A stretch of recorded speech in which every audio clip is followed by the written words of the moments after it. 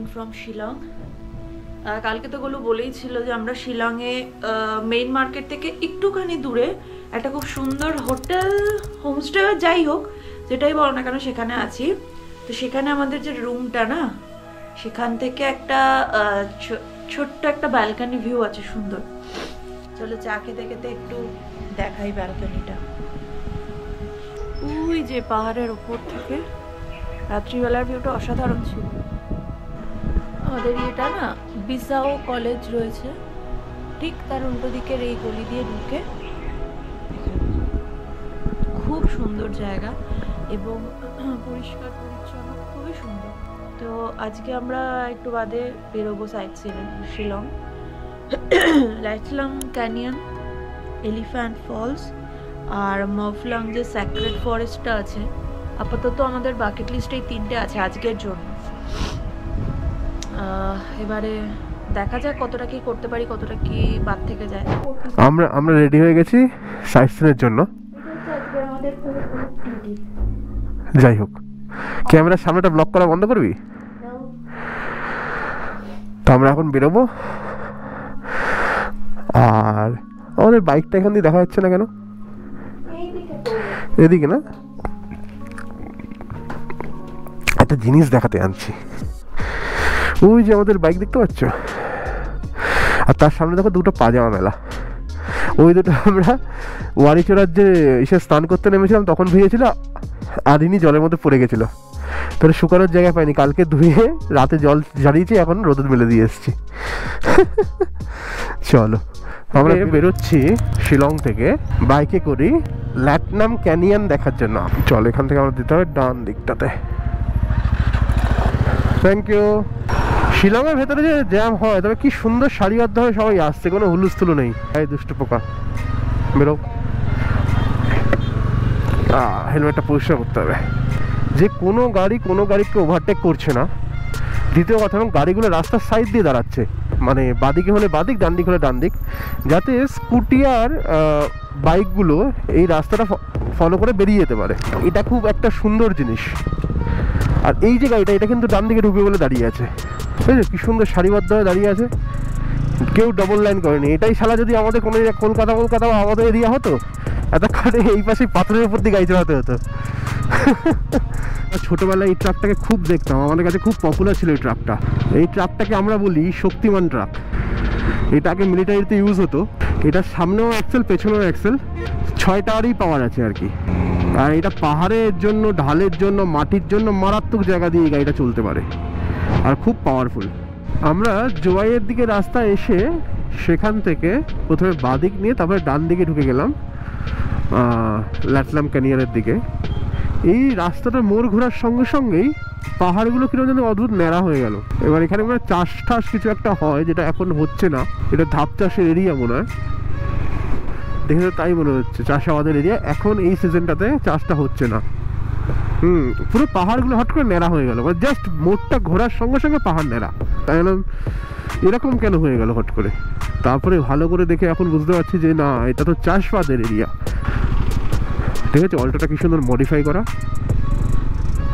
সব modified Alto এখানে। পাহাড়ের রাজা অল্টো। মেঘালয়ে রবিবার দিন কিন্তু অনেক কিছু বন্ধ থাকে। আমি এইমাত্র একটা বোর্ড পড়লাম, ল্যাটনাম ক্যানিয়ন সানডে ক্লোজ। তো আমি ভাবলাম সেটা তোমাদের সঙ্গে শেয়ার করে দিই, যে যেমন অনেক কিছুর মতনই ল্যাটনাম ক্যানিয়ন কিন্তু রবিবার দিন বন্ধ থাকে। ওয়াও, এদিকটা দেখো কি সুন্দর।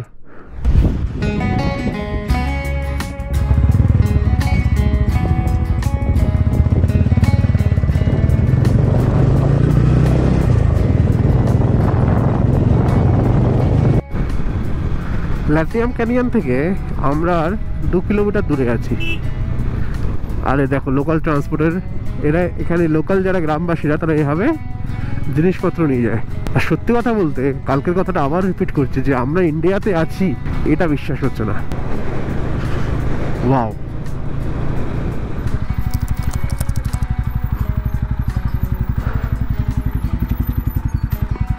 कितना देना है?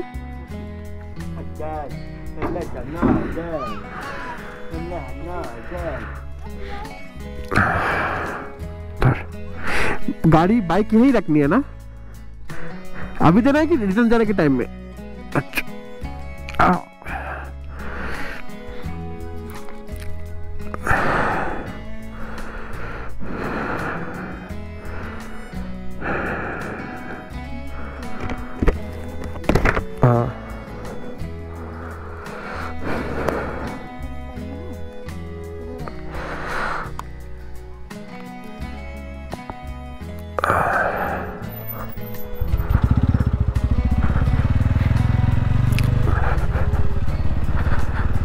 তো আমরা ল্যাটনাম ক্যানিয়নই যেদিকে দেখা যাচ্ছে, চলো তোমাদের সামনে গিয়ে দেখাবো।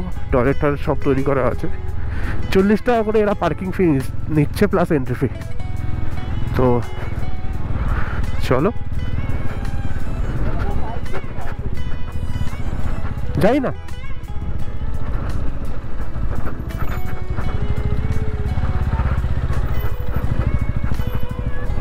क्या हो गया? बाइक नहीं मिल रहा वो?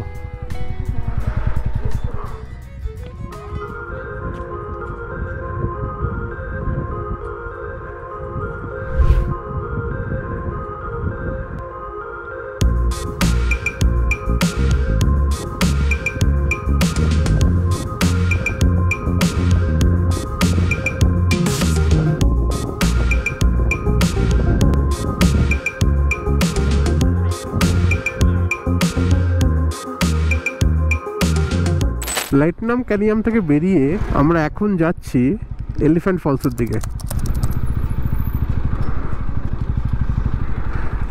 সাইড দে।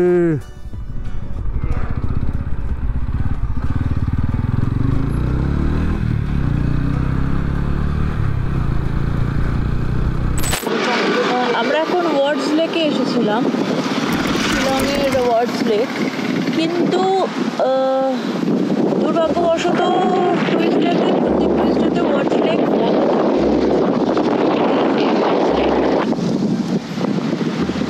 অনেকটা এরিয়া নিয়ে, ভেতরটা খুবই সুন্দর দেখা যাচ্ছে, ওখানে বোটিং ফোটিং সমস্ত ফেসিলিটি রয়েছে। বাট আনফর্চুনেটলি আজকে টুরিস্টে আজকে আর ভেতরে ঢোকা হবে না।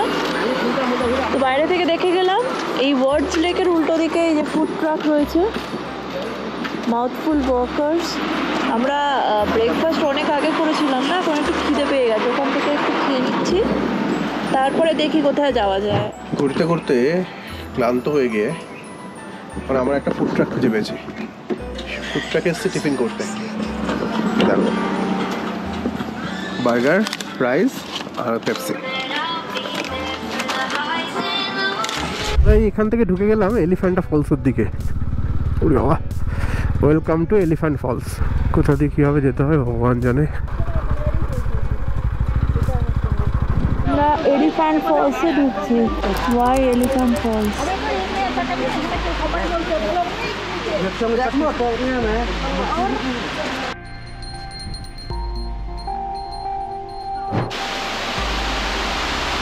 এটা কি এটা ফার্স্ট ফলস? এটা ফার্স্ট ফলস। এই দিকে 3টে ফলস আছে, আমি ক্যাপচার করেছি ওখানে। ওয়াই এলিফ্যান্ট ফলস, সাইজে বড় 3টে ফলস, একটা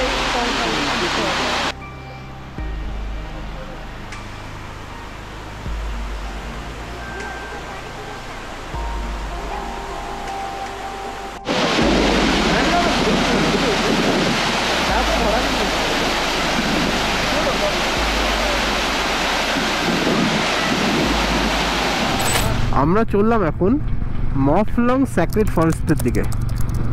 এবার এইটা আমাদের কালকের রাস্তার মধ্যেও পড়বে, এই রাস্তা দিয়ে আমরা কালকে ফেরত যাব, মানে সরি ফেরত বলছি, আমরা হয় চেরাপুঞ্জি নয় ইসের দিকে যাব, তোমার ডাউকির দিকে। এখনো ঠিক করিনি কোন দিকটা আগে যাব। তবুও আমরা এই শিলংয়ের সাইড সিনে এটা সেরে রাখছি, কারণ কি যখন আমরা বেরোবো লাগেজপত্র থাকবে, ওইসব ড্রেস ট্রেস থাকবে, যদি কোথাও ছোটোখাটো ট্রেক করতেও হয় তখন খুব সমস্যার সমাধান হবে। আর দ্বিতীয় কথা, অত লাগেজ রেখে ভেতরে ঢোকা, হ্যাঁ এটা প্রত্যেক জায়গায় যেখানেই যাচ্ছে সেখানে একটা করে এন্ট্রি ফি গল্প আছে। তো ওই ইসে রাখা মানে ওই পার্কিংয়ে ওই লাগেজ সমেত রেখে যাওয়া, ওটা ঠিক এখানে ভরসা পাচ্ছি না। যাই হোক, কেন ভরসা পাচ্ছি না সেটা আমারই সমস্যা হয়তো। তার জন্য বেশিক্ষণ লাগবে না, এখান থেকে 25 মিনিটের রাস্তা দেখে আমরা 2:40 বাজে এখন, মোটামুটি দিনের লাস্ট পয়েন্ট এটা, ঘুরে আমরা এবার হোটেলের দিকে রওনা দেবো। হ্যাঁ, আর একটু যাও পুলিশ বাজারে। আর রাস্তা এখন মাখন, তোমরা দেখতে থাকো। ওয়াও, আচ্ছা এই যে টুরাটা দেখতে পেলে না, টুরা লেখা ডান দিকে 200 কিলোমিটার।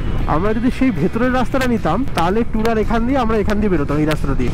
এই রাস্তাটা তো নিতে বারণ করেছিল। স্যাক্রেড ফরেস্ট থেকে আমাদের দূরত্ব 6.8 কিলোমিটার, আর লাগবে হচ্ছে 15 মিনিট মতন। রাস্তাটা মাখন। মাওলিংলং স্যাক্রেড ফরেস্টের ভেতরে ঢুকছি এখন। আমাদের বলে তোমরা কি বাইরে থেকে ঘুরবে নাকি ভেতরে অবধি যাবে? বললাম ভেতর অবধি যাওয়ার তো এখনো কোনো প্ল্যান নেই, বাইরে বাইরেই ঘুরবো। যদি বাইরে বাইরে ঘুরেও তাহলে 180 টাকা, ভেতরে ঘুরলে গাইডের টাকা দিতে হবে। আর যদি মনে হয় যে ভেতরে গিয়ে যে আরও জঙ্গলের ভেতরে ঢুকবে, তখন ওখানে গিয়ে গাইডকে টাকা দিতে পারো। হ্যাঁ ঠিক আছে, আগে দেখি তো ভেতরে কি কেসটা কি। স্যাক্রেড ফরেস্ট, পবিত্র ফরেস্ট বানাচ্ছে তো মেঘালয় গভর্নমেন্ট খুব সুন্দর করে। মেঘালয় ট্যুরিজম খুব ভালো কাজ করছে। তো রোড সাইড পেন্টিংয়ের কাজ চলছে। এ দেখো রোড সাইড পেন্টিং কীভাবে হয় দেখাচ্ছি আজকে। এই দেখো,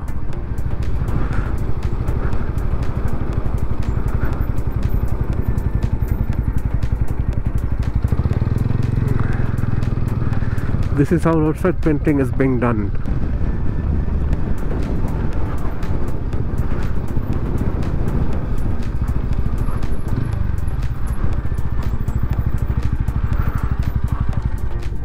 আমরা মফলং স্যাক্রেড ফরেস্টে চলে এসেছি। এই মুহূর্তে ফুল ট্রেক বন্ধ আছে, বাট আমরা হাফ ট্রেক করে আমরা ফরেস্টের ভেতরে ঢুকবো। গাইড নিয়ে নিয়েছি, গাইডের চার্জেস 350। চলো দেখি জঙ্গলের ভেতরে কি আছে। মফলং স্যাক্রেড ফরেস্ট, ওইখানে টিকিটটা কেটে জাস্ট এই সারাউন্ডিং পুরো এরিয়াটা দেখা যাবে। বাট ফরেস্টের ভেতরে ঢুকতে গেলে গাইড লাগবেই। গাইডের চার্জেস আলাদা, গাইডের চার্জেস 350। আর ওই 30 to 40 মিনিটসের ট্রেক, তো ট্রেক করে নেবো ভাবছি। দেখি এখানে এনশিয়েন্ট ট্রাইবাল যারা ছিল, যারা এই মফলং স্যাক্রেড ফরেস্টটাকে এখনও পুজো করতো, এবং অ্যাকচুয়ালি এই ফরেস্ট থেকে যে যা কিছু আনার চেষ্টা করেছে তারই কোনো না কোনো ব্যাড লাক কিছু না কিছু হ্যাপেন হয়েছে। তো তার জন্য আর কি এরা পুজো করে তারপরে এর মধ্যে যেত। এবং এই জঙ্গলের মান্যতা ছিল যে এই জঙ্গলের মধ্যে তারা বলে দিত বড় এক রাজা যারা ছিল, মফলং রাজা যারা ছিল তারা এখানে বলে দিত। হ্যাঁ, স্যাক্রিফাইস লাল যে মোষ, সেই মোষের এখানে বলে দেওয়া হতো ফর দ্য গুড লাক কাছে বলে দিত। এই যে এই 3টে স্টোন এখানে অনেকদিন থেকেই আছে, সেই পুরোনো দিন থেকে। কারণ এরা মনে করে এই ফরেস্টে ঢোকার আগে ওরা এই 3টে স্টোনের থেকে পারমিশন নেয়। দ্যাটস ওয়াই এটা এখানে রয়েছে। এখানে ক্যামেরা তো অ্যালাউ ছিল, বাট ভয়েস রেকর্ডিং বা ভিডিও রেকর্ডিং পুরোটা সেটা নেওয়া বারণ ছিল। আমাদের গাইড আর কি যেটুকুনি পারমিশন দিয়েছে আমরা সেটুকুনি রেকর্ড করে তোমাদের সাথে দেখাতে পারলাম, পুরোটা দেখানো গেল না। আর আমরা ওখান থেকে জানতে পারিনি যে পুরো ট্রেকটা কবে চালু হবে। এই ইনফরমেশনটা তোমরা অবশ্যই কোনোভাবে জেনে, মেঘালয় ট্যুরিজমের যে ওয়েবসাইট আছে সেখান থেকে জেনে এই ট্রেকটা অবশ্যই করো। খুব খুব খুব সুন্দর। Clouds and foggies are there. It was like that movie forest, no? The mist. The mist. Yes. So we take the photographs. Is that okay? Yeah, that is fine. That is memories. Okay. Leave only footprints and take only memories. Okay. Because we are putting this videos in the YouTube. Okay. So it was something we are taking from here and put small. আমাদের পিছনে আমাদের ছায়াটা এত সুন্দর সামনে পড়েছে যে ইচ্ছা হলো ছবিটা তুলে নিই। ঠিক স্ট্রেট পড়ছিল তখন ছায়াটা, রাস্তাটা ঠিক ওরকমভাবেই অ্যাডজাস্টেড ছিল।